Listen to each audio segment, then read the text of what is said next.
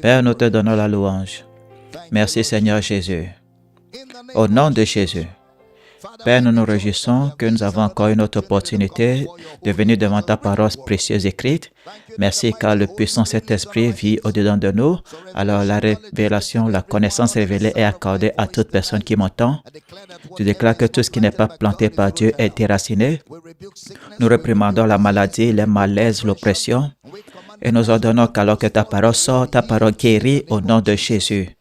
Merci Seigneur, car il n'y a pas d'erreur dans cet environnement, il n'y a pas de limitation dans cette atmosphère.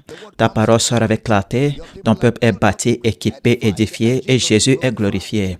Alors nous nous réjouissons qu'à la fin de ce culte, nous serons d'autant mieux. Nous te donnons la louange, la gloire, l'honneur pour la prière aux essais. Au nom de Jésus, nous prions et chaque croyant dit un puissant Amen. Gloire. Levez la main droite au ciel et relâchons notre foi alors que nous disons ces mots. Je suis né de Dieu.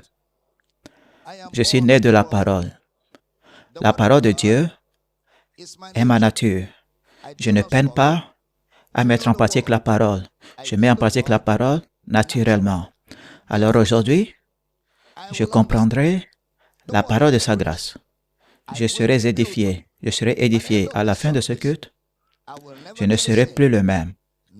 Plus jamais le même. Au nom de Jésus, et chaque croyant dit un puissant Amen. Gloire. Est-ce que nous sommes excités d'étudier la parole de Dieu ensemble cette nuit? Célébrons notre communion ensemble cette nuit. Gloire, gloire, gloire, gloire, gloire, gloire. Alléluia. Allez vers 2, 3, 4, 5 personnes. Saluez quelqu'un, faites une accolade à quelqu'un, dis à quelqu'un, tu seras béni parce que je suis venu. Tu seras béni parce que je suis venu. Allez-y, saluez quelqu'un. Très bien, c'est ça. Gloire, gloire, gloire, gloire, gloire à Dieu. Alléluia. Gloire à Jésus. Amen. Prenez votre écriture, votre Bible, veuillez vous asseoir avec votre être intelligent, alors que nous entrons dans la parole de sa grâce. Alors, entrons dans la parole cette nuit. Est-ce que vous êtes prêts? Hébreux chapitre 2, versets 3 et 4. Comment échapperons-nous en négligeant un si grand salut qui, annoncé d'abord par le Seigneur, nous a été confirmé par ceux qui l'ont entendu? Verset 4. Dieu appuyant leur témoignage par des signes, des prodiges et divers miracles, et par les dons du Saint-Esprit distribués selon sa volonté. Comment échapperons-nous si nous négligeons un si grand salut? Alors, si vous négligez, vous n'avez pas d'échappation. Soit un homme est sauvé, ou un homme n'est pas sauvé. Il n'y a pas de juste milieu. Soit vous êtes sauvé, ou vous n'êtes pas sauvé. Si un homme n'est pas sauvé, il ne peut pas échapper au salut, parce que ce n'est pas le salut qui sera jugé.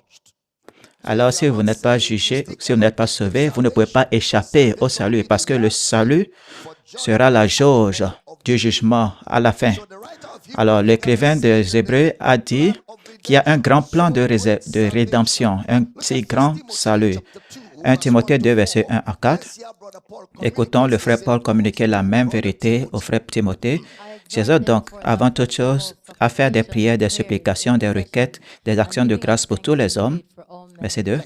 Pour les rois et pour tous ceux qui sont élevés en dignité, afin que nous menions une vie paisible et tranquille en toute piété et honnêteté. 3. Cela est bon et agréable devant Dieu notre Sauveur. 4. Qui veut que tous les hommes soient sauvés et parviennent à la connaissance de la vérité. Qui veut que tous les hommes soient sauvés et parviennent à la connaissance de la vérité. Alors Dieu veut tous les hommes. Ça, c'est la volonté de Dieu. Tous les hommes, qu'ils soient sauvés. Alors ce si grand salut, dans la pensée de Dieu, est pour tout le monde ou tous les hommes. Et je vais vous montrer pourquoi c'est pour tous les hommes. Nous l'avons vu à partir de la perspective de l'amour de Dieu en Christ Jésus et nous allons voir cela à partir des Écritures alors que nous passons du temps en voyant les technicités des Écritures et les concepts du salut biblique. Il y a un mot grec que je veux que je vous écrivez, c'est le mot katalasso. K-A-T-A-L-L-A-S-S-O. Katalasso. K-A-T-A-L-L-A-S-S-O. Katalasso. Et il y a un autre mot, apokatalasso. Apokatalasso. A-P-O-K-A-T-A-L-L-A-S-S-O. Apokatalasso. C'est le mot réconciliation et c'est le premier concept du salut. Réconciliation, ce qui veut dire servir de pont. En katalasso, il y a un pont entre Dieu et l'homme. Et ce pont est initié par Dieu pour apporter la paix et éliminer l'inimitié.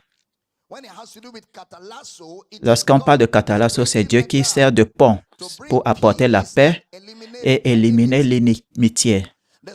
Un mot plus fort, c'est apokatalasso dans le grec. A-P-O-K-A-T-A-L-L-A-S-S-O. Apokatalasso. Cela veut dire une réconciliation complète, éternelle et inchangeable où Dieu continue d'aller vers l'homme. Apokatalasso, c'est très fort comme mot. Cela signifie une réconciliation complète, éternelle, inchangeable où Dieu continue d'aller vers l'homme. Dieu est celui-là qui va vers l'homme. C'est éternel, c'est inchangeable, une réconciliation inchangeable.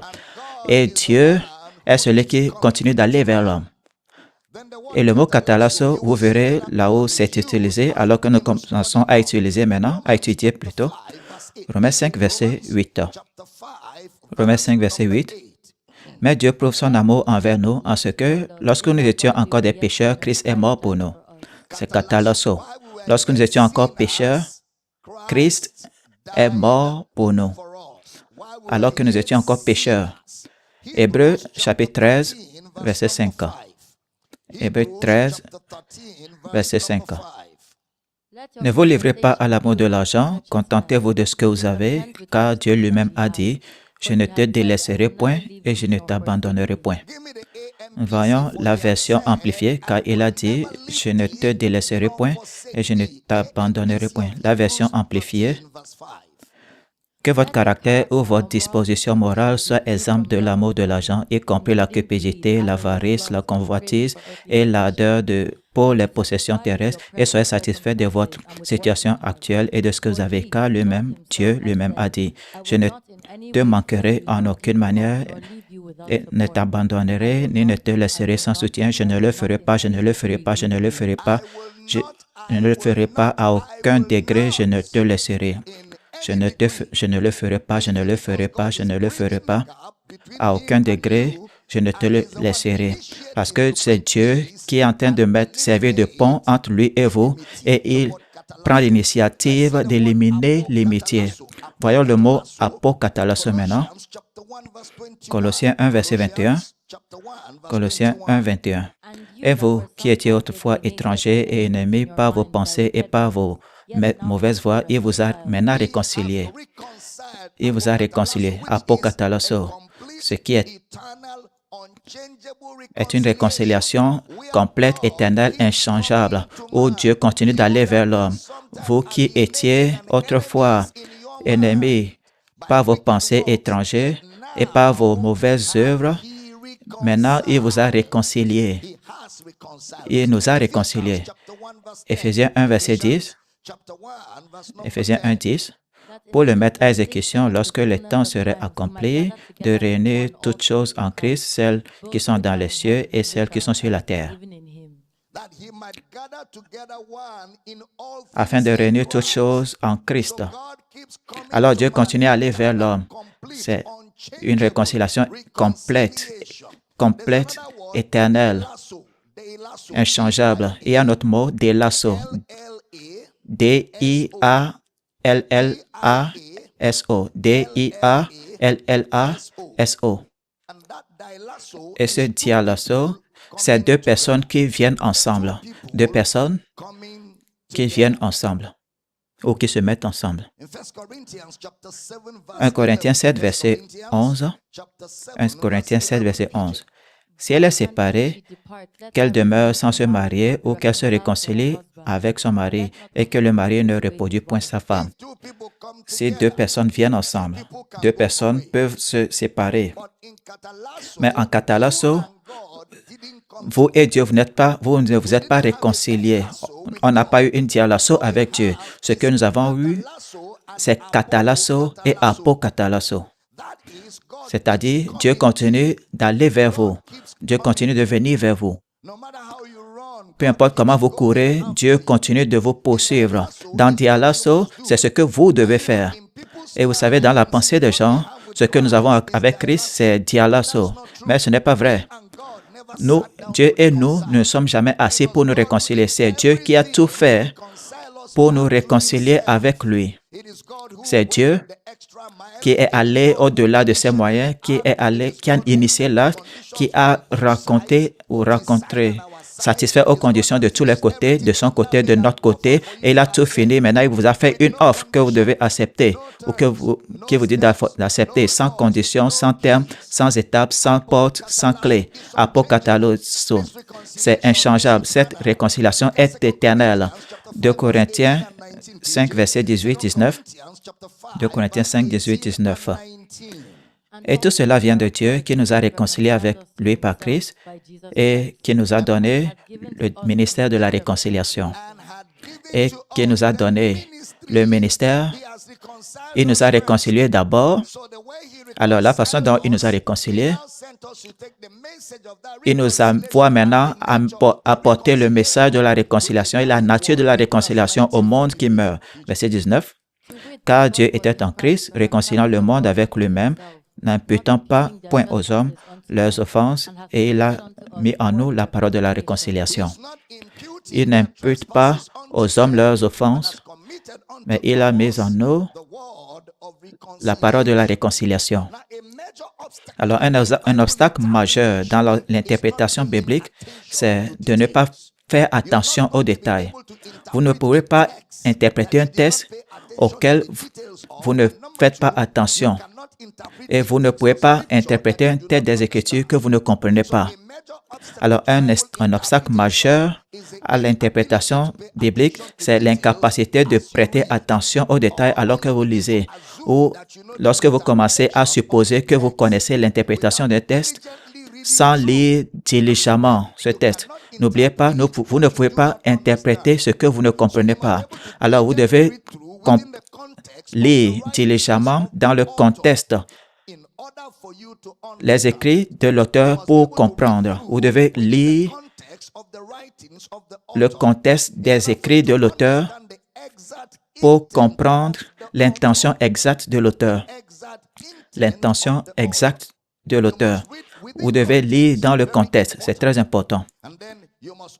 Et aussi, vous devez voir, alors que vous lisez dans le contexte, quelle est l'audience immédiate avec laquelle l'auteur communique, ce qu'ils ont entendu et ce qu'ils ont entendu.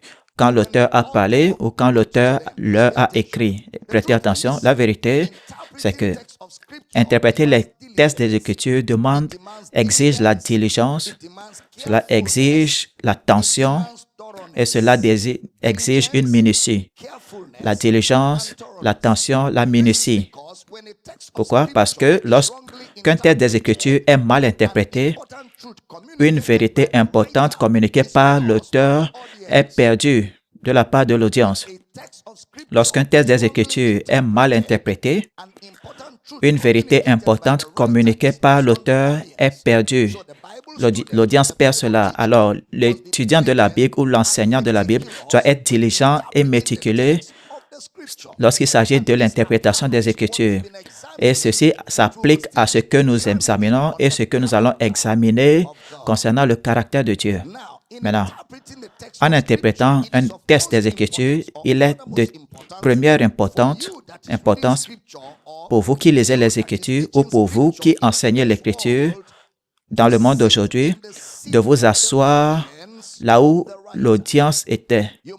Vous devez vous asseoir à la place de l'audience, de l'auteur, ou alors de l'auteur du texte, afin de comprendre l'intention de l'auteur et aussi trouver ce que l'audience a exactement entendu et ce que l'audience à laquelle cela a été écrit a compris, ce qu'ils ont entendu et ce qu'ils ont compris lorsqu'ils étaient enseignés par l'auteur. Prêtez attention, s'il vous plaît.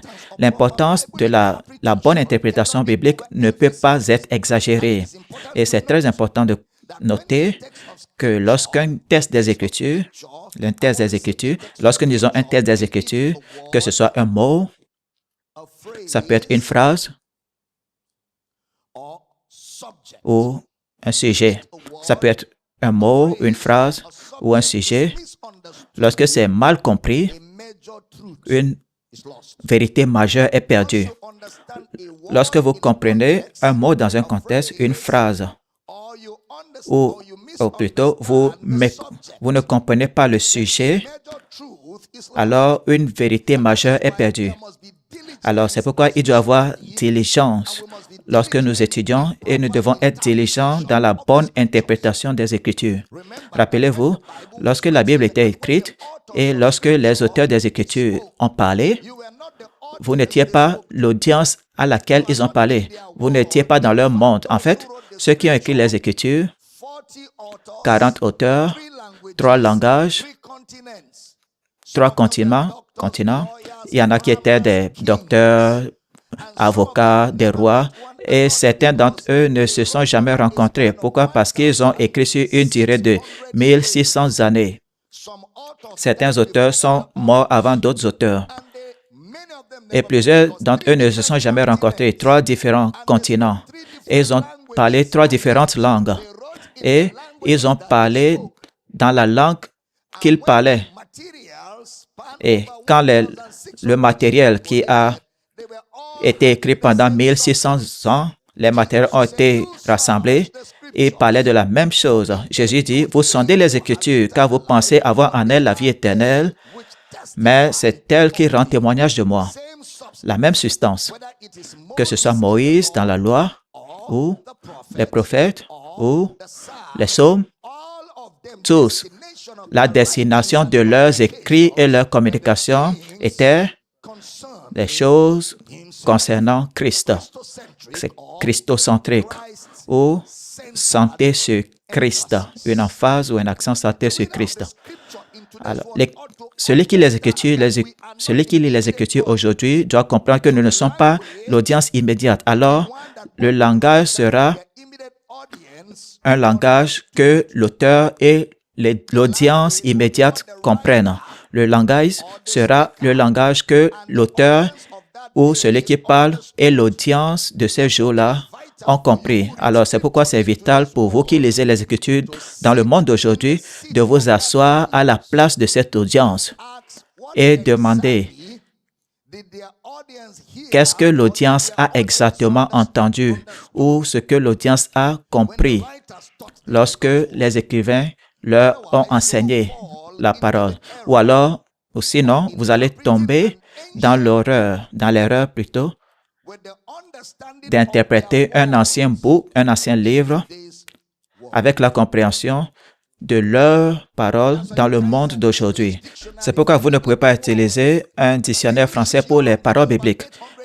Le français est jeune, l'anglais aussi, l'anglais est de 800 ans environ. Les Écritures étaient écrites des milliers d'années avant l'anglais ou le français. Alors, vous ne pouvez pas utiliser un dictionnaire français qui est en train d'évoluer. L'anglais est en train de chercher encore, ou le français, même chose. Pour les mots bibliques. Les mots bibliques ont en elles ou en eux leur compréhension. C'est pour cela que nous disons laisser les Écritures s'interpréter elles-mêmes. Alors, c'est important de comprendre que le langage qui est utilisé doit être pris en considération. Et bien sûr, les formes littéraires comme l'utilisation des mots, l'histoire du peuple, la culture de leur jour, l'utilisation des mots, l'histoire des peuples, la culture de leur jour, avec lesquels les écrivains ont communiqué la parole de Dieu à leur audience immédiate. Vous êtes là? L'étude des Écritures exige donc diligence et dur labeur. Un effort immense est requis de la part du lecteur pour interpréter précisément les textes des Écritures qui ont été écrites des milliers d'années auparavant, dans un langage et dans des formes littéraires, compris seul par l'auteur et les audiences respectives auxquelles ils ont communiqué ces pensées. Et certaines de ces choses ont évolué avec le temps. Certaines fois, les illustrations que j'utilise, c'est que, disons, quand je venais à l'église, j'écris un livre et je dis, quand j'allais à l'église, il pleuvait des cordes. Vous comprenez ce que je dis? Et j'ai utilisé des cordes avec assurance parce que vous comprenez ce que j'ai dit et je sais que vous comprenez ce que je dis. Maintenant, si ce livre-là est lu dans 100 ans, peut-être des cordes n'est plus utilisées. Alors, un jeune homme prend mon livre pour le lire, et il voit que j'ai écrit quand j'allais au culte, il pleuvait des cordes. La première chose qui va aller dans sa pensée, c'est qu'il y a des cordes qui tombent du ciel par milliers. Ça, c'est la compréhension qu'il aura en ce moment-là. Quelqu'un qui est ici aujourd'hui doit être capable de lui interpréter que de nos jours ou à notre temps, quand le livre était écrit, lorsque nous utilisons ce mot de communication en disant « il pleut des cordes », c'est-à-dire il y avait une grande averse.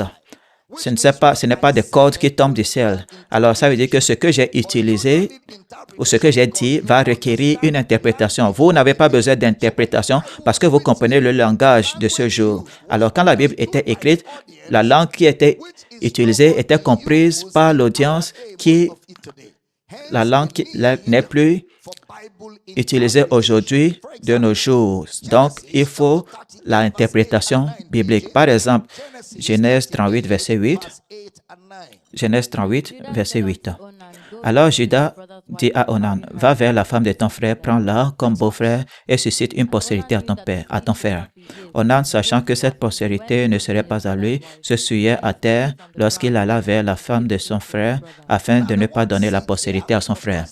Le mot postérité là-bas vient du mot hébreu Zera, Z-E-R-A, qui a été utilisé environ 229 fois dans l'écriture en hébreu. Ça a été appliqué de façon littérale et de façon figurée. Ça a été appliqué pour la fécondité, la semence, les enfants, ou la postérité ou la descendance, ou la lignée naturelle, ou une nation, dépendamment du contexte où il est utilisé. Rappelez-vous, l'écrivain de Genèse, qui est Moïse, auparavant, avant ce chapitre, a utilisé le mot « semence » dans Genèse 1, versets 11 et 12. Puis Dieu dit que la terre produise de la verdure, de l'herbe portant de la semence, des arbres fruitiers donnant du fruit selon leurs espèces et ayant en eux leur semence sur la terre, et cela fut ainsi. La terre produisit de la verdure, de l'herbe portant de la semence selon son espèce et des arbres donnant du fruit et ayant en eux leur semence selon leur espèce. Dieu vit que cela était bon. Observez qu'il a aussi appliqué des mots comme arbre, herbe, fruit. Il y a les mots comme arbre, herbe, fruit. Et ceci, c'est parce que ils étaient une congrégation, ils étaient agricoles.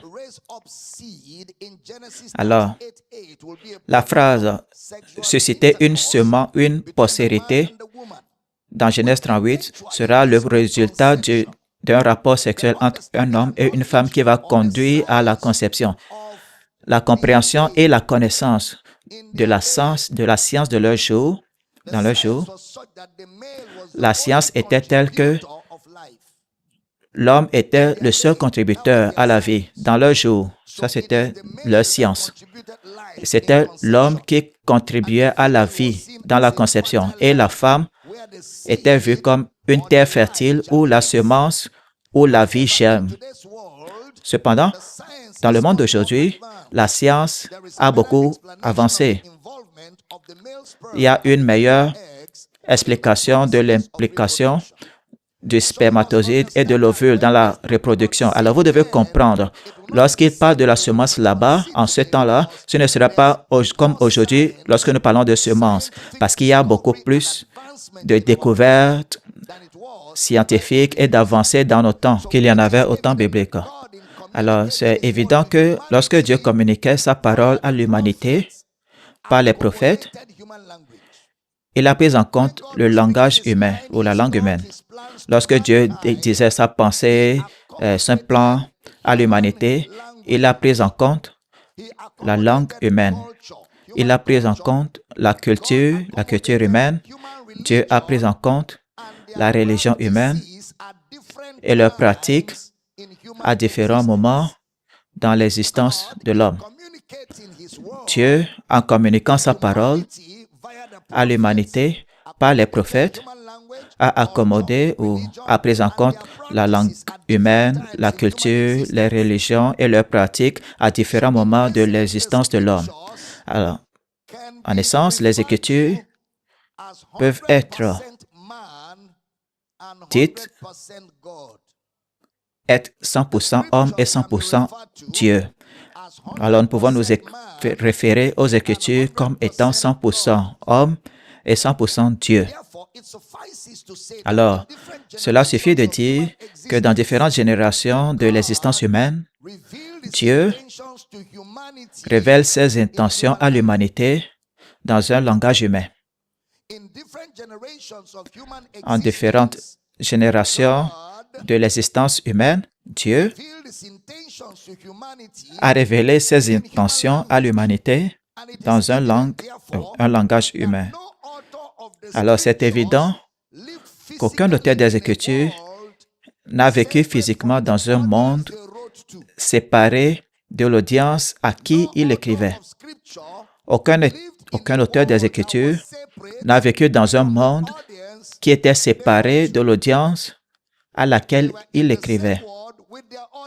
Ils étaient dans le même monde que leur audience, alors ils ont utilisé le verbiage, la grammaire, la langue, la culture de leur jour pour communiquer la pensée de Dieu à cette audience. Restez avec moi, s'il vous plaît, c'est très important. Alors, ce serait erroné d'utiliser la compréhension des mots dans le monde d'aujourd'hui pour interpréter les Écritures des prophètes qui étaient écrits dans un autre monde, à leurs audiences respectives, dans leur propre langue, employant leurs compétences littéraires. Alors, ceci amène en avant-plan l'importance capitale de l'interprétation biblique. J'ai dit aux prédicateurs de l'Évangile, si vous ne pouvez pas interpréter les Écritures, vous n'avez pas de ministère. Allez vous asseoir. Si vous ne pouvez pas interpréter les Écritures, vous n'avez pas de ministère. Allez vous asseoir. Le ministère, ce n'est pas crier, sauter, suer, non. Le ministère, c'est apporter la pensée de Dieu, le plan de Dieu, le dessein de Dieu à l'humanité. Et ce plan, ce dessein a été communiqué dans un monde qui n'était pas le nôtre. Alors, si vous devez avoir accès à ce plan et ce but, vous devez pouvoir interpréter la langue et communiquer les pensées et apporter la pensée claire de Dieu au peuple de Dieu. Est-ce que je communique? Ce n'est pas un théâtre. Ce n'est pas du théâtre.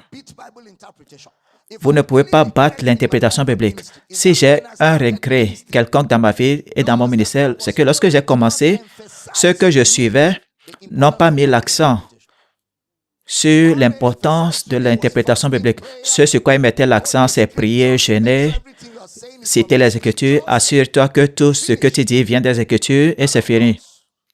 Et bien sûr, le charisme, prêcher. Il faut prêcher et les gens vont se lever. Et ensuite, prêche et ils vont donner de l'argent. Bien sûr.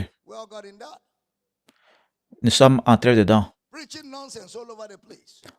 Nous racontions de n'importe quoi partout. Certains de ces messages, lorsque je les écoute, les anciens messages, j'ai honte que j'ai dit de telles choses. Très honte. Bien sûr, c'est la Bible que je lisais. Et les gens disaient, je suis béni. Qu'est-ce qui te bénit? Qu'est-ce qui te bénit? Bien sûr, ils étaient bénis parce que Dieu, dans sa miséricorde, va utiliser ce qui est disponible pour atteindre les gens.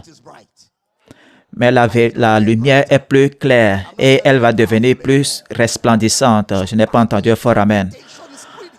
Alors, l'interprétation biblique est importante pour comprendre la parole de Dieu telle que communiquée par les auteurs dans les Écritures. Alors, pour comprendre les écrits de Moïse et des prophètes dans les Écritures, ce qui est de Genèse à Malachie, parce que s'il faut comprendre le caractère de Dieu, nous devons rester avec Genèse à Malachie, bien sûr, venir après dans les Épîtres, si nous devons comprendre le caractère de Dieu dans sa plénitude. Et certains problèmes que les gens ont avec le caractère de Dieu, c'est dans Genèse à Malachie. C'est pourquoi nous devons décortiquer Genèse à Malachie, parce que c'est là où il y a des choses qui ressemblent à des contradictions, qui dépeignent Dieu comme une mauvaise personne. Alors, dans leur pensée, Dieu était un mauvais garçon dans l'Ancien Testament. Et quand Jésus est venu, Dieu est né de nouveau, et il est devenu un bon garçon dans le Nouveau Testament. Alors, plusieurs ont cette idée d'un Dieu dans l'Ancien Testament qui est différent d'un Dieu du Nouveau Testament. C'est pourquoi un prédicateur va dire, « Oh, j'aurais aimé que les jours de gloire reviennent. » Lorsque les prédicateurs vont tomber sur le pupitre et mourir, ils pensaient que les prédicateurs qui tombent et meurent, ça c'est la gloire. Mais la gloire de Dieu se trouve devant Jésus. Et personne n'était devant Jésus et est mort. Au contraire, les morts sont revenus à la vie. J'enseigne bien cette nuit. Alors, ce sont ces Écritures dans l'Ancien Testament qui ne sont pas proprement interprétées et cela a à voir avec la langue, la culture, cela a à voir avec le vocabulaire, l'histoire et le contexte de cette audience. Et ce n'est pas quelque chose qui est du beignet, c'est du dur labeur, c'est un travail sérieux, c'est du travail, un labeur. Ça ressemble au Ghana, là-bas. Alors, il est de première importance d'abord d'interpréter la langue. Interpréter la langue, c'est là où ça commence. Et les formes littéraires et les compétences avec lesquelles ils ont communiqué la parole de Dieu à leur audience immédiate. Vous devez comprendre la langue, les compétences, les formes avec lesquelles ils ont communiqué la parole de Dieu à leur audience immédiate. Ceci parce que une fois que la langue est mal comprise, une interprétation et une application mauvaise et erronée de la vérité des Écritures sont inévitables. Une fois que vous ne pouvez pas comprendre la langue, vous allez commencer à prêcher du n'importe quoi et de l'erreur. Bien sûr, il y aura des applications qui seront des abus. Des applications qui seront des abus. En interprétant les Écritures, les choses suivantes vont vous aider et vous guider et vont nous guider tous. Numéro 1, lisez les textes de la Bible comme une conversation. Lisez les textes de la Bible tels qu'une conversation. Parce que l'utilisation des versets et des chapitres ne vient pas des auteurs. L'utilisation des chapitres et des versets n'a pas été inspirée par le Saint-Esprit. Cela est venu des traducteurs. Rappelez-vous comment la Bible a été traduite de hébreu et du grec, qui sont les langues originales des auteurs en anglais et dans d'autres langues dans le monde d'aujourd'hui. Cela implique que les auteurs des Écritures attendaient de leurs audiences de lire le livre tout entier. Elles devaient lire le livre tout entier. Écoutez très bien. Ce que vous ne lisez pas bien, vous ne pouvez pas comprendre. Ce que vous ne pouvez pas comprendre, vous ne pouvez pas interpréter. Alors cela commence avec une bonne lecture des Écritures. Et voici comment il faut lire cela. Lire la Bible comme une conversation. Cela veut dire que les auteurs des Écritures attendent à ce que vous lisiez s'attendent à ce que vous lisez. Ainsi, en lisant, vous pourrez comprendre ma connaissance dans le mystère de Christ. Ça, c'est le frère Paul qui parle à Éphèse.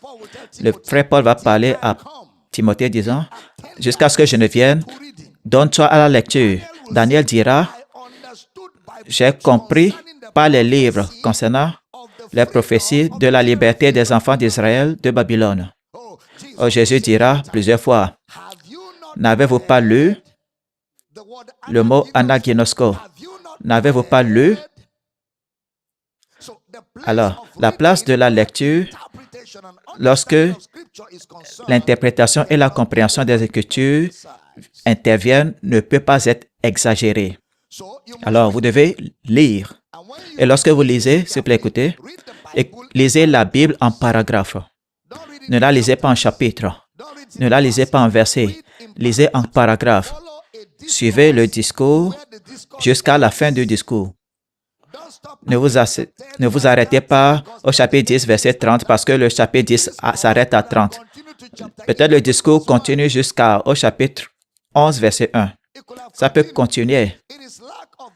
C'est le manque de ce genre de lecture qui a fait que certains prédicateurs du monde de la foi qui enseignent la foi comme étant maintenant, la foi c'est maintenant.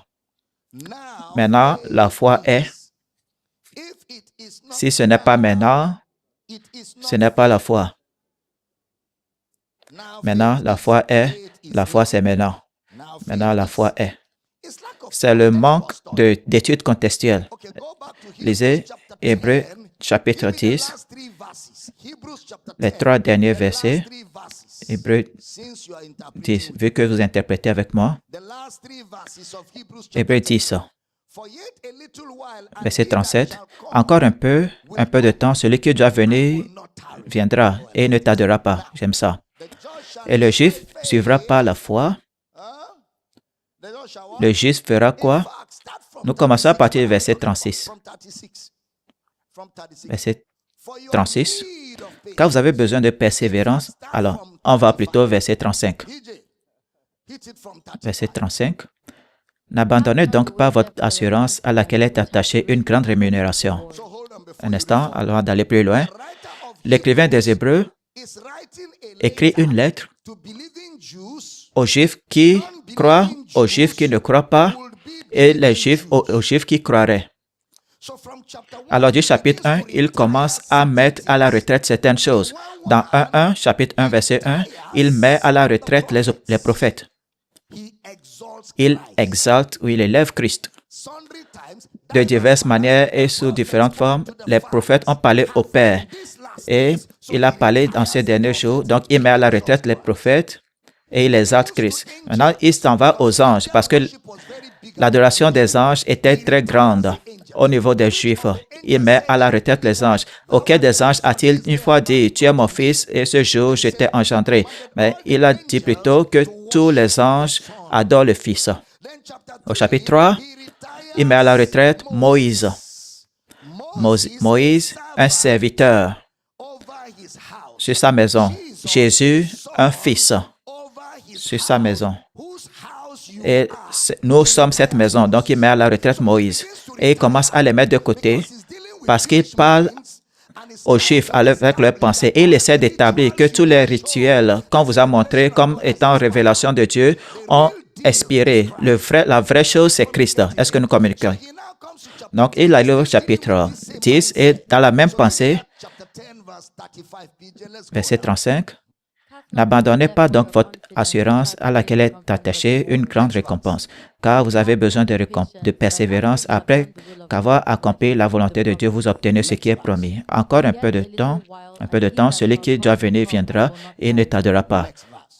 Et le Juif vivra par la foi. Mais s'il se retire, mon âme ne prend pas plaisir en lui. Nous ne sommes pas de ceux qui se retirent pour se perdre, mais de ceux qui ont la foi pour sauver leur âme. Alors, il parle de croire jusqu'à la fin, ce qui est la foi pour le salut. D'accord? Et ensuite, il continue la même idée. chapitre 11, verset 1. Or, la foi est une ferme assurance des choses qu'on espère, une démonstration de celles qu'on ne voit pas. On va au verset qui a précédé. Nous ne sommes pas de ceux qui se retirent pour se perdre, mais de ceux qui ont la foi pour sauver leur âme. Dans la version anglaise, il est écrit « maintenant ». En français, c'est « or ». Donc, il ne parle pas de temps.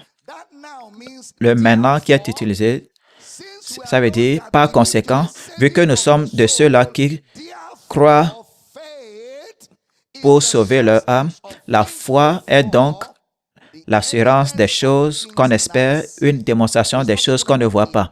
Il ne parle pas d'un élément de temps. C'est la continuation de l'idée qui a précédé.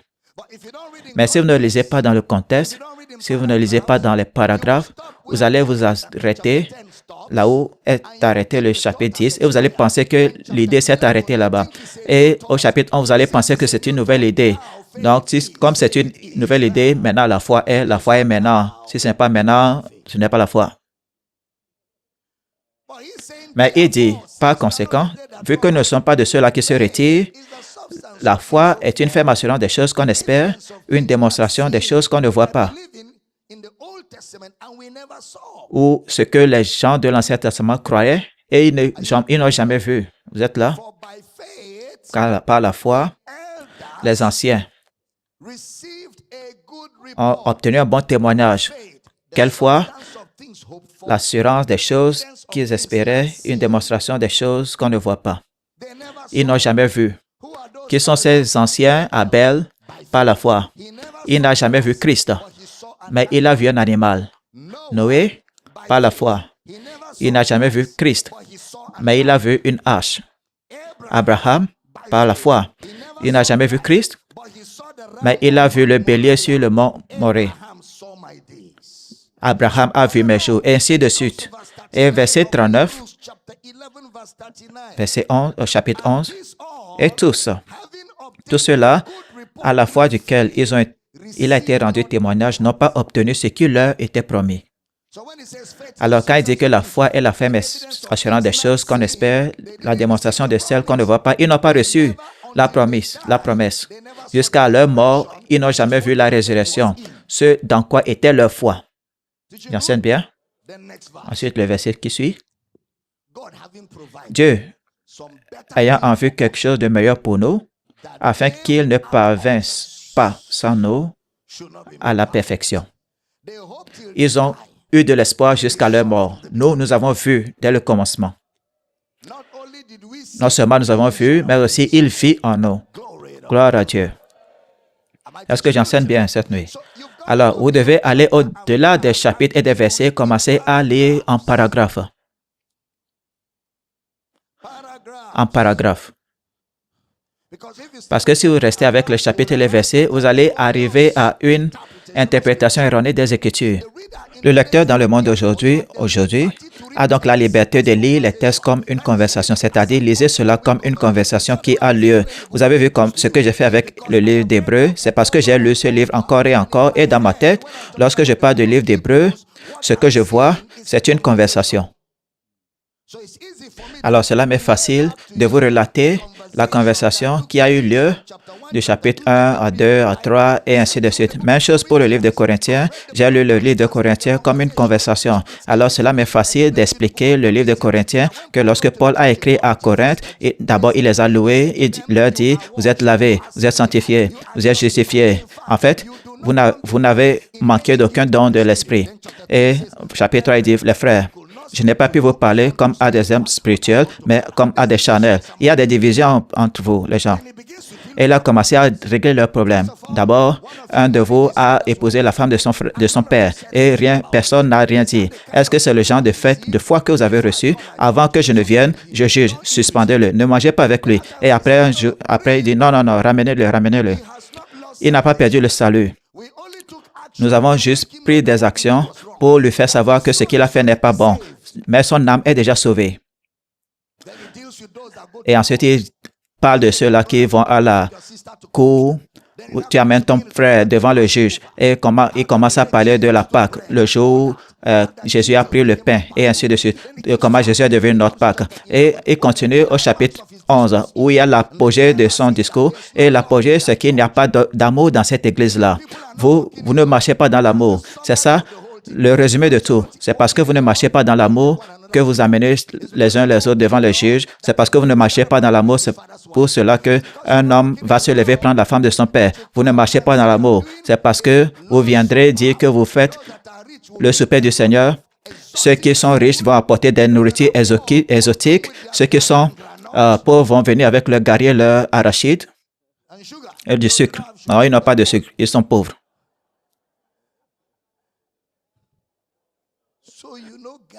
Donc, tu connais gari, arachide, sucre et sel. Toi, tu es l'homme. Ça, c'est un secret que beaucoup ne connaissent pas. Lorsque vous mettez la cuillère dans du sel, juste un peu, mettez pas beaucoup, juste un peu de sel, vous mettez dans le gari, même si c'est un seau de gari, vous verrez la différence, c'est un autre niveau. Vous allez payer pour cette consultation. Gloire à Dieu. Je dis gloire à Dieu.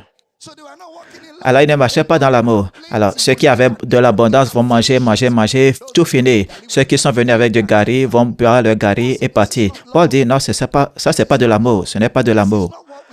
Ce n'est pas ce que nous avons appris de Jésus. Au jour où Jésus a été trahi, il a pris le pain, il l'a brisé et tout le monde a mangé. Il a pris le vin, il a béni, tout le monde en a bu. Mais ce que vous faites là ne ressemble pas à ce que Jésus nous a fait. C'est pour cette raison que certains d'entre vous sont malades, certains sont faibles et certains meurent. Parce que vous ne discernez pas le corps. Et vous êtes le corps. Vous ne discernez pas les uns les autres. Un frère est malade, il n'a pas d'argent pour les frais. La maladie le tue. Personne ne paie les frais et il meurt. Et ensuite, vous rassemblez pour contribuer pour les funérailles. Alors que ce que vous avez utilisé pour les funérailles aurait été suffisant pour payer pour les frais d'hôpital 3 fois. Il dit, non, ce n'est pas parce que vous mangez du pain, du jus. Non, c'est parce que vous négligez les uns et les autres. Vous êtes négligents. C'est pour cela que cela entraîne la mort et la faiblesse de certains. Amen. Pour comprendre cela, vous devez lire ce livre comme une conversation. J'enseigne bien. Ne piochez pas ce que vous lisez. Vous lisez tout ensemble, comme une conversation ou sous la forme de conversation. Ce que vous ne pouvez pas bien lire, vous ne pouvez pas interpréter. J'enseigne bien. Restez avec moi. Maintenant, lorsque vous lisez, il y a des choses qu'il faut chercher et des questions à poser. Numéro 1, où a commencé la conversation?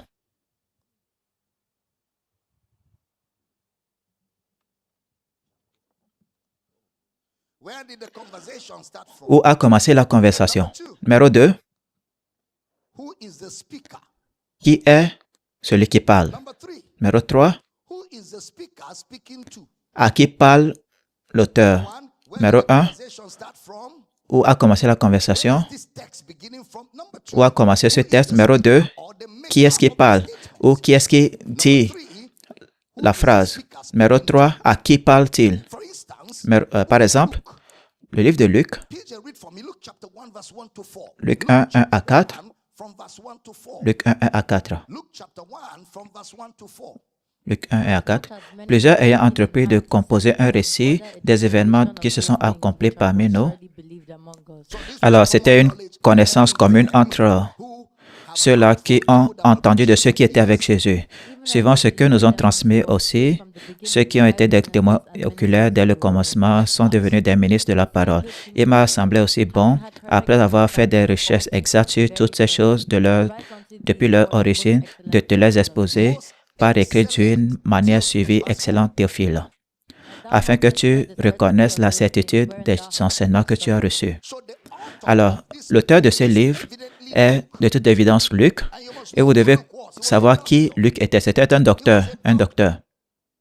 Quelqu'un était en colère que j'ai docteur sur mon nom.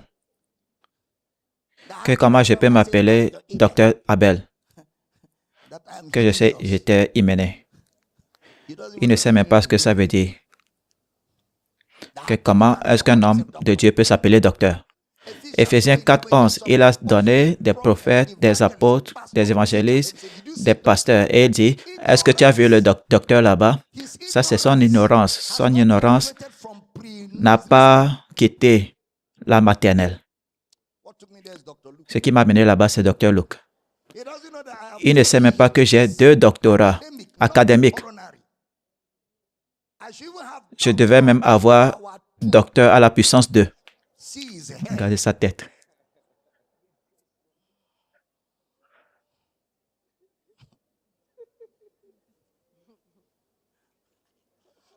Dr. Luke était très éduqué.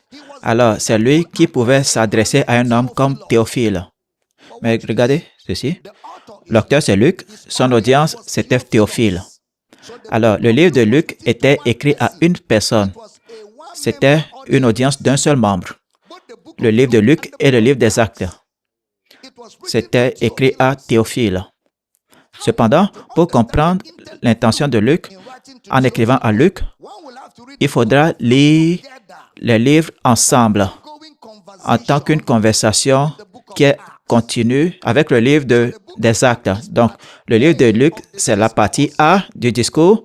Le livre des Actes, c'est la partie B de la même chose. Donc, vous devez lire le livre de Luc et des Actes comme un seul. Regardez comment il a écrit dans Acte 1, versets 1 à 3. Théophile, j'ai parlé dans mon premier livre, de tout ce que Jésus a commencé à faire et d'enseigner dès le commencement jusqu'au jour où il fut enlevé au ciel, après avoir donné des ordres par le Saint-Esprit aux apôtres qu'il a choisis. Après qu'il ait souffert, il leur apparut vivant et leur donna plusieurs preuves en se montrant à eux pendant 40 jours et en parlant des choses qui concernent le royaume de Dieu. Les choses qui concernent le royaume de Dieu. Donc, le livre des Actes peut être décrit comme étant la suite du livre de Luc. L'auteur et l'audience sont les mêmes. Alors, Luc et les Actes sont des conversations en cours. Un autre fait silencieux est que dans les 2 livres, l'auteur a enseigné à partir des livres de l'Ancien Testament. Par exemple, dans Luc chapitre 3, Luc 3, 4, selon ce qui est écrit dans le livre des paroles d'Ésaïe le prophète, c'est la voix de celui qui crie dans le désert, préparez le chemin du Seigneur, aplanissez ses sentiers. Alors, Luc citait du prophète Ésaïe. Il écrivait ou il enseignait à partir du livre d'Ésaïe. Où est-ce qu'il citait ou qu'est-ce qu'il citait? Ésaïe 40, verset 3. Ésaïe 43. Une voix crie, préparez au désert le chemin de l'Éternel, aplanissez dans les lieux arides une route pour notre Dieu. Alors, rappelez-vous, il explique aussi que Jésus, dans la résurrection, a enseigné à ses disciples à partir des Écritures. Dans Luc 24, 25, 27, il dit, « Ô homme sans intelligence dont le cœur est lent à croire à tout ce que les prophètes ont dit, ne fallait-il pas que le Christ souffrit ces choses et qu'il entra dans sa gloire, et commença par Moïse et par tous les prophètes, il leur expliqua dans toutes les Écritures ce qui le concernait, la destination, ce qui le concernait. » Alors Jésus a enseigné aux disciples à partir de Moïse, des prophètes, les choses, la destination, les choses qui le concernaient. La même chose dans Luc 24, verset 44-45. Puis il a dit, c'est là les paroles que je vous ai dites lorsque j'étais avec vous, qu'il fallait que s'accomplisse tout ce qui était écrit de moi dans la loi de Moïse, dans les prophètes et dans les psaumes. Verset 45, alors il leur ouvrit l'esprit afin qu'ils comprissent les Écritures. En d'autres termes, pour comprendre les explications de Luc dans son livre, le lecteur dans le monde d'aujourd'hui, le lecteur du livre des Actes et de Luc a la responsabilité de lire les 2 livres, Luc et Actes, ensemble, avec les livres de l'Ancien Testament pour comprendre la conversation qui a lieu. Vous devez lire Luc, lire Actes et lire les livres de l'Ancien Testament auxquels ils font référence pour comprendre cette conversation qui est en cours. Numéro 2, vous devez comprendre la structure grammaticale. La structure grammaticale. Numéro 2, vous devez comprendre la structure grammaticale. Numéro 1, lisez la Bible telle qu'une conversation. Numéro 2, comprenez la structure grammaticale. C'est très important de comprendre que la langue originale des Écritures, premièrement, c'est l'hébreu et le grec. Premièrement, l'Ancien Testament, Genèse à Malachie, hébreu. Nouveau Testament, Matthieu à Apocalypse, dans ce contexte, grec. Alors, la Bible que nous lisons aujourd'hui a été traduite des langues originales vers l'anglais ou le français et d'autres. En essence, aucun lecteur des Écritures et de leur audience n'ont compris et n'ont communiqué utilisant le français ou l'anglais. Aucun d'eux ne savait pas qu'une langue comme le français existerait. Aucun d'eux. C'est pourquoi je vous ai dit, si vous voyez le frère Paul et vous dites, « Frère Paul, qu'est-ce que tu essayais d'enseigner au sujet de la Sainte Communion? » Il va dire quoi? « Sainte quoi? Où est-ce que tu as eu cela? Je n'ai jamais entendu un tel mot auparavant. Où est-ce que tu l'as entendu? » Paul n'a jamais entendu le mot Sainte Communion. C'est toi et tes frères catholiques qui ont concocté le mot Sainte Communion. Ce n'est pas dans la Bible. Paul va dire, « Mais de quoi tu parles? » Il va dire quoi? D'où est-ce que tu sors ça? Il dit 1 Corinthien. Moi, mon Corinthien, je suis surpris. Paul va dire, toi, à moi, je suis surpris. Ils n'ont jamais parlé français, ils n'ont jamais connu le français. C'est l'année dernière, j'avais dit que Jésus n'était pas chrétien, n'est-ce pas? Et le Nigeria a presque pris feu. Jésus n'était pas un chrétien. Il n'y avait pas de chrétienté quand Jésus était dans ce monde, lorsqu'il marchait dans ce monde. La chrétienté a commencé à Antioche, en Actes. En ce moment-là, Jésus avait quitté la terre et vit dans nos cœurs. Non, il n'a jamais pratiqué la chrétienté. La chrétienté est venue à partir d'un ministère de Paul à Antioche, lorsque les incroyants. Mais en fait, le mot chrétienté ne nous a pas été donné par Dieu. Cela nous a été donné par des incroyants. C'était les incroyants qui ont vu les gens que Paul enseignait. Ils ont dit, ah, ces gens se comportent comme Christ. On va les appeler des gens comme Christ. Et comme Christ, c'est ce que nous appelons chrétiens. Cela n'a pas été donné par Dieu. Les incroyants nous l'ont donné. Voyez ce que Dieu nous appelle, nouvelle créature. Nouvelle créature, croyants, disciples. Vous voyez? Un sacerdoce royal, une génération élue, un peuple, une race choisie, une nation sainte. Vous qui n'étiez pas un peuple, maintenant, vous êtes le peuple de Dieu. Si tu es cette personne, crie gloire. Alors, devez vous rappeler que cette audience n'a pas compris le français, n'a pas communiqué en français et dans d'autres autres langues. Le fait silencieux, c'est la langue hébreu ancienne et aussi le grec qui n'ont pas de point de ponctuation. L'hébreu et le grec, les anciens, n'ont pas de point de ponctuation. Et l'un des problèmes que le corps de Christ a depuis des années, c'est les ponctuations qui ont foutu le bordel dans certaines écritures.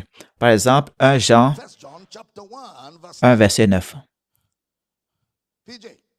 Si nous confessons nos péchés, il est fidèle et juste pour nous les pardonner et nous purifier de toute iniquité. Vous savez, le démon dans ce verset, qu'est-ce que j'ai dit? Et qu'est-ce que Jésus a dit de faire au démon? Le démon dans ce verset, c'est la virgule. Vous voyez la virgule là? La virgule. Vous voyez la virgule? Sort. Donc, dans votre pensée, ce n'est plus là-bas. Cette virgule est ce qui vous fait penser que ce que la Bible dit, c'est que chaque fois que tu paies, il faut venir t'agenouiller. Père, j'ai encore fait cela, je suis tellement désolé, je suis désolé pour les choses, si tout te concerne. Je t'ai rendu trop petit dans mes yeux. D'abord, le frère Jean écrivait à une église où il y avait des agnostiques et des croyants. Alors il a commencé à dire aux croyants, si vous marchez dans la lumière, comme il est dans la lumière, le sang de Jésus nous lave de tout péché. C'est-à-dire, nous sommes sous un lavement constant du sang, même si nous commettons des péchés par erreur ou pas, il y a un lavement qui est en cours à cause du ministère d'avocat de Jésus. D'accord? Ensuite, il dit aux agnostiques, si nous disons que nous n'avons pas de péché, il parle à deux différentes personnes. Nous faisons de Dieu un menteur et la vérité n'est pas en nous. Verset 9 maintenant. Verset 9. Si nous confessons nos péchés, lorsque la virgule est dégagée, si nous confessons nos péchés, nos péchés, c'est un il. Nos péchés, c'est un il. Dieu l'a fait devenir péché pour nous, lui qui ne connaissait pas de péché, afin que nous devenions la justice. Qui est notre péché? C'est Jésus. Alors, lorsqu'il dit, si nous confessons nos péchés, afin de savoir qui est notre péché, il est. Alors, le confesser des péchés ici, c'est confesser Christ. Alors, ce verset, c'est une écriture pour le salut. C'est-à-dire, si vous n'êtes pas né de nouveau, si vous confessez Jésus, vos péchés sont pardonnés, vous êtes acceptés. C'est pourquoi au chapitre 2, verset 1, il commence à dire, « Mes petits enfants », parce qu'il ne parlait pas aux enfants auparavant. Maintenant, il veut parler aux enfants. « Mes petits enfants, je vous écris ces choses afin que vous ne péchiez point. Et si quelqu'un a péché, il n'a pas dit confesse. Nous avons un avocat auprès du Père, Jésus-Christ, le juste. » Vous êtes là? Mes petits enfants, ne péchez pas. Ne péchez pas. Mais si vous péchez, nous avons un avocat auprès du Père, qui est Jésus. Nous avons un avocat. Il est Jésus-Christ le juste. Il est la propitiation de nos péchés. J'enseigne bien? Au verset 12, 1 Jean 2, 12. 1 Jean 2, 12. Je vous écris, petits enfants, parce que vos péchés vous seront pardonnés quand vous allez confesser. Non, parce que vos péchés sont pardonnés à cause de la confession. Les péchés sont pardonnés pourquoi? À cause de son nom. Alors, certaines fois, ces ponctuations sont ce qui donne la confusion et c'est ce qui cause des problèmes dans la structure grammaticale des versets et des chapitres. Restez avec moi, s'il vous plaît. Ce que ça veut dire, c'est que en lisant le livre, les textes, vous examinez la structure du texte que vous lisez. Et s'il y a besoin,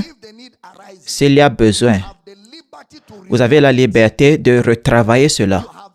Vous avez la liberté de retravailler les Écritures dans de nouveaux paragraphes. Des fois, en lisant un texte, vous devez insérer votre propre ponctuation. Vous enlevez ce qui est dans la Bible, vous créez votre propre ponctuation. Est-ce que ce n'est pas votre Bible? Vous ne l'avez pas acheté avec votre argent. Utilisez votre bic, votre stylo, mettez les ponctuations dans leur propre endroit pour votre propre compréhension. Vous n'avez pas commis de péché. Les ponctuations n'étaient pas inspirées par le Saint-Esprit. Alors, ça veut dire que vous pouvez éditer cela. Vous pouvez les modifier et les retravailler. Parce que dans l'original, ce que le Saint-Esprit a inspiré, il n'y avait pas de ponctuation. J'enseigne bien ici. Vous pouvez insérer votre propre ponctuation afin de comprendre même les paragraphes, même les chapitres, comme chapitre 10 de Hébreux, là où ça finit. Vous pouvez enlever chapitre 11 et combiner 10 et 11 comme chapitre 10. Vous pouvez réduire les chapitres. Dans l'original, il n'y avait pas de chapitre. Dans l'original, Hébreu, lorsque vous voyez Hébreu, c'est comme ça. Wow. Jusqu'à la fin. Ce sont les traducteurs qui ont commencé à les couper pour les rendre faciles pour la lecture. Donc, vous avez la liberté d'enlever les chapitres et avoir toute l'histoire en un seul. Quand ils ont écrit ces lettres, les lettres n'étaient pas censées être lues en chapitres. C'est une lettre. Combien d'entre vous, lorsqu'on vous écrit des lettres, vous lisez la première page et vous laissez cela jusqu'à l'année prochaine? Si je vous lis ou je vous écris une lettre de 5 pages, vous vous asseyez et vous lisez tout, n'est-ce pas? La Bible est comme cela. Romains, c'est une seule lettre. 1 et 2 Corinthiens, c'est une lettre. Éphésiens, c'est une lettre. Mais vous lisez en chapitre, donc vous ne comprenez pas complètement. Vous êtes censé lire toutes choses avec un stylo en soulignant les emphases et notant les instructions. Et quand vous aurez fini, vous saurez exactement ce que l'auteur disait. Mais les chapitres et les versets, non, vous lisez seulement un seul verset. Tous ont péché, sont privés de la gloire de Dieu. Point. Nous sommes tous pécheurs. Non, nous ne sommes pas tous pécheurs. Nous ne sommes pas tous des pécheurs. Il y avait un discours qui a conduit à tous ont péché.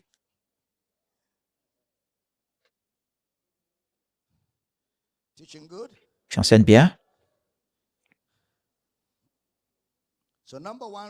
Numéro 1, lisez la Bible telle qu'une conversation. Numéro 2, notez la structure grammaticale. La quoi? La structure grammaticale. Notez bien cela, c'est très important. Et je vais bâtir sur ça demain. Est-ce que vous êtes bénis cette nuit? Vous aimez ce que nous faisons ici? 1 Jean 2, 1 et 2. 1 Jean 2, versets 1 et 2. Mes petits enfants, je vous écris 1 Jean chapitre 2, versets 1 et 2. Mes petits enfants, je vous écris ces choses afin que vous ne péchiez point. Et si quelqu'un a péché, nous avons un avocat auprès du Père, Jésus-Christ le juste. Verset 2. Il est lui-même une victime expiatoire pour nos péchés, non seulement pour les nôtres, mais aussi pour ceux du monde entier. Je vais rapidement parler du mot expiation. Le mot expiation cela traite du péché, ça traite de l'acte. Le mot propitiation traite de l'acte. 1 Jean 4, 10. 1 Jean 4, 10.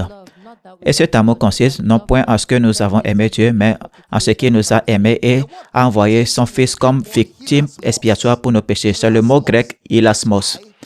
H-I-L-A-S-M-O-S. Hilasmos. Cela veut dire satisfaction. Satisfaction. Il est la satisfaction pour nos péchés. Romains 3, verset 25. Romains 3, 25. C'est lui que Dieu a destiné par son sang à être, pour ceux qui croiraient, victime propitiatoire, afin de montrer sa justice parce qu'il avait laissé impunis les péchés commis auparavant au temps de sa patience. Victime propitiatoire. Le mot propitiation dans Romains 3, 25, c'est le mot ilastérion. Il y a hilasmos et ilastérion. H-I-L-A-S-T-E-R-I-O-N. Ilastérion. Cela veut dire à la place ou en lieu et place de quelque chose. Ça veut dire pour ou en lieu et place de quelque chose. Ilastérion. Le même mot, mais utilisé différemment. C'est le même mot, mais utilisé différemment. Le mot propitiation traite toujours du péché. Il n'a pas dit qu'il était propitiation, mais il dit il est la propitiation. Il est. Romains 3, verset 19 à 25. Romains 3, verset 19 à 25. On y va? Or, nous savons que tout ce que dit la loi, elle le dit à ceux qui sont sous la loi, afin que toute bouche soit fermée et que tout le monde soit reconnu coupable devant Dieu. Verset 20. Car nul ne sera justifié devant lui par les œuvres de la loi, puisque c'est par la loi que vient la connaissance du péché. 21. Et maintenant, sans la loi est manifestée la justice de Dieu, à laquelle rendent témoignage la loi et les prophètes. 22. Justice de Dieu par la foi en Jésus-Christ pour tous ceux qui croient. Il n'y a point de distinction. 23. Car tous sont péchés et sont privés de la gloire de Dieu. Vous voyez l'explication? Et pas de la loi de Moïse. Alors, sous la loi de Moïse, il n'y a pas de différence. La loi a fait de tout le monde pécheur, parce que personne ne peut garder tout sans briser une seule loi. Alors, concernant la loi, tous ont péché. D'accord? D'accord? Mais ne sont pas sous la loi. alors on n'est pas tous des pécheurs. Verset 24. Et ils sont gratuitement justifiés par sa grâce, par le moyen de la rédemption qui est en Jésus-Christ. Alors, tout comme la loi a rendu tous pécheurs, la grâce de Dieu a justifié nous tous gratuitement. Vous avez compris? Tout comme la loi a fait que tout le monde est devenu pécheur, tous sont devenus pécheurs, la grâce de Dieu a justifié nous tous gratuitement. Ensuite, verset 25. C'est lui que Dieu a destiné par son sang à être pour ceux qui croiraient, victime propitiatoire, afin de montrer sa justice, parce qu'il avait laissé impunis les péchés comme commis auparavant au temps de sa patience. Le mot rémission veut dire annulation. Ça veut dire annulation. Ça veut dire annuler. C'est enlever complètement. Lorsque nous disons que Jésus a fait la rémission des péchés, ça veut dire qu'il a ôté totalement nos péchés. Le sang de Jésus ne couvre pas le péché, comme ce fut dans l'Ancien Testament, où quand ils offraient le sacrifice de l'animal ou des animaux, cela va couvrir le péché pendant 1 an. Et à la fin de cette année, le péché, si le souverain sacrificateur n'apporte pas une offrande ou un sacrifice acceptable, les péchés de l'année dernière seraient découverts et ajoutés au sein de cette année. Et ainsi, les ennemis allaient les défaire. Mais si le souverain sacrificateur apporte un sacrifice qui est acceptable, ça va couvrir leur péché. Alors, le sang des animaux a couvert les péchés d'Israël pendant 1 an sans erreur. Le sang des animaux. Et personne n'a parlé de perte de salut pendant 1 an. À combien plus forte raison? Le sang de Jésus ne couvre pas, il enlève le péché. Dis avec moi, le péché et moi ne nous rencontrerons jamais. Dis-le comme si tu sais de quoi tu parles. Plus fort,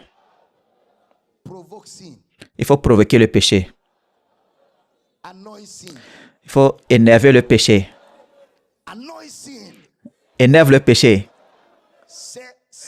Dis, je ne vais jamais rencontrer le péché pour le restant de ma vie. Même si je supplie pour cela, le péché et moi, Christ a rendu cela impossible pour que nous nous rencontrions. Il y a un médiateur entre Dieu et les hommes, l'homme, Jésus-Christ. Là où j'aurais rencontré le péché, Christ est assis là-bas pour s'assurer que le péché et moi ne nous rencontrons jamais. Gloire à Dieu. Gloire à Dieu. Que quelqu'un crie, je suis libre du péché pour toujours et à jamais et à perpétuité. Et à perpétuité. Mettez aussi vos pieds. Alors, le propitiatoire, c'est pour la propitiation.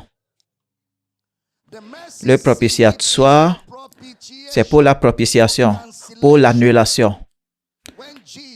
Dans l'Ancien Testament, il versait du sang sur le propitiatoire. Mais ce que Jésus a fait, c'était que lui-même est devenu le propitiatoire. Jésus est notre propitiatoire. Jésus est le trône de la miséricorde. Il est notre propitiatoire. Alors aujourd'hui, ce n'est pas le sang des animaux qui est sur le propitiatoire. Ce qui est assis sur le propitiatoire, c'est Jésus lui-même. Le propitiatoire, c'est dans le lieu très saint. Le lieu très saint aujourd'hui, c'est dans le ciel. Gloire à Dieu. Gloire à Dieu. Le sang de Jésus veut dire tout simplement sans œuvre. Lorsque nous disons le sang de Jésus, ce que nous disons, c'est que c'est sans les œuvres.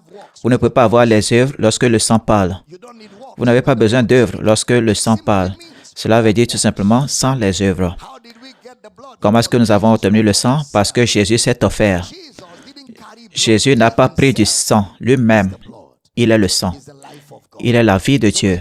Alors, quand Jésus est entré dans votre cœur, qu'est-ce qui est entré? Le sang. Et ce sang est là-bas pour toujours. Et qu'est-ce que le sang fait? Cela purifie. Le sang fait quoi? Il lave. Oh, le sang de Jésus. Oh, le sang de Jésus. Il lave blanc comme la neige. Il y a la puissance dans le sang de Jésus. Il y a la puissance dans le sang de Jésus. et à la puissance dans le sang de Jésus. Il lave blanc comme neige. Oh, le sang de Jésus. Oh, le sang de Jésus. Oh, le sang de Jésus. Il lave blanc comme neige. C'est ce que dit la chanson. Gloire à Dieu. Que quelqu'un dise, je suis lavé éternellement. Je suis sanctifié éternellement. Je suis justifié éternellement. Je suis accepté éternellement. Gloire à Dieu. Est-ce que vous êtes bénis cette nuit? Vous êtes bénis cette nuit? Gloire à Dieu. Père, je prie pour toute personne sur le son de ma voix, dans ce bâtiment, en ligne, partout où vous êtes, où ton peuple est rassemblé dans les campus, dans les centres d'études. Merci car la connaissance révélée grandit dans nos cœurs jusqu'à ce que plus rien n'importe. Les barrières s'effondrent, les mentalités sont corrigées, la lumière luit dans notre compréhension. Et au nom de Jésus, je déclare que toute personne ici s'élève, est édifiée, bâtie pour manifester les choses de Jésus. Nous te donnons la louange et je déclare cette nuit que toute personne malade et qui m'entend reçoit sa guérison maintenant. Reçois ta guérison maintenant. Toute personne qui a besoin d'un miracle reçoit ce miracle maintenant. Père, nous te donnons la louange pour la prière, je sais. Au nom de Jésus, nous prions et chaque croyant dit, c'est Amen à notre célébration. Gloire. Est-ce que nous pouvons célébrer ce que nous avons en Christ cette nuit?